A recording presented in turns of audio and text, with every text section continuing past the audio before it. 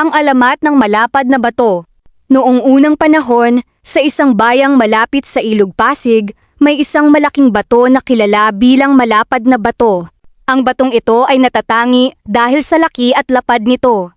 Maraming mga tao ang naniniwala na ito'y pinamumugaran ng mga espiritu at anito. Ayon sa alamat, may isang matapang na mandirigma na nagngangalang Lakandula. Si Lakandula ay kilala sa kanyang tapang at kagitingan.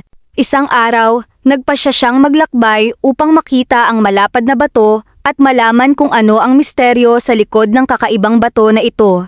Sa kanyang pagdating, nakita niya ang mga tao na nag-aalay ng pagkain at bulaklak sa malapad na bato. Sabi ng mga tao, ito raw ay para sa mga espiritu na naninirahan sa bato upang hindi sila magalit at magdala ng kapahamakan sa kanilang bayan. Ngunit si Lakandula ay hindi natakot. Sa halip, lumapit siya sa bato at humarap dito ng buong tapang.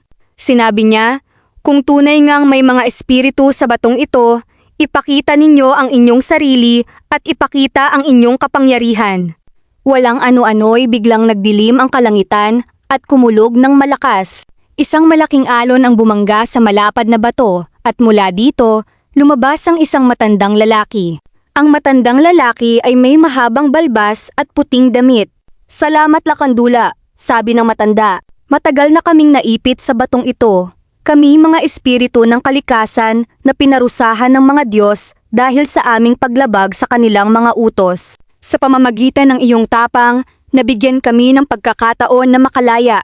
Nagpasalamat ang mga espiritu kay Lakandula at bilang gantimpala, binigyan siya ng matandang lalaki ng isang mahiwagang anting-anting na magbibigay sa kanya ng lakas at proteksyon. Mula noon, ang malapad na bato ay naging isang simbolo ng tapang at paglaya. Ang mga tao sa bayan ay nagpatuloy sa kanilang buhay ng may bagong pag-asa at paggalang sa kalikasan. Ang malapad na bato ay naging isang bantayog ng kanilang bayan. Isang paalala na sa kabila ng mga pagsubok, ang tapang at pananampalataya ay magdadala ng kalayaan at kasaganaan.